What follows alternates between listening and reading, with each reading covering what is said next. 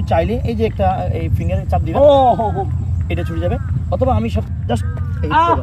সেন্সি আমরা সাধারণত দেখি যে কি আমরা আগের ক্লাসগুলোতে শিখছি কেউ আমাদের কলার ধরলে আমরা কিভাবে এখান থেকে বাঁচিয়ে ফিরবো বা উল্টো অ্যাটাক করবো, হ্যাঁ। কিন্তু বর্তমান আপডেট যুগে আমরা মোস্ট অফ দ্য টাইম দেখতে পারি কি আমাদের কোমর এভাবে চাপি ধরে, তাই ভিডিওতে বলেন বা রিয়েল লাইফে তো অনেক দেখছি। তাহলে তখন আমাদের সেলফ ডিফেন্স কিভাবে করবো বা কিভাবে ওর থেকে ছুটি বা ওকে উল্টো অ্যাটাক করবো? এই ধরনের ক্ষেত্রে তুমি যদি মনে করো না যে তোমার বড় সিনিয়র থাকে, তুমি তো চাইলে এভাবে মারতে পারো, কিন্তু মারবা না। তুমি চাইলে কিন্তু এভাবে মারতে পারো, একটু ফেস করে আমি দেখাচ্ছি, এইটা মারতে পারো কিন্তু মারবা না, কারণ সে তোমার বড়। কিন্তু এখন দুষ্টুমি করে হলো যেভাবে তোমাকে ছুড়ে দিতে হবে।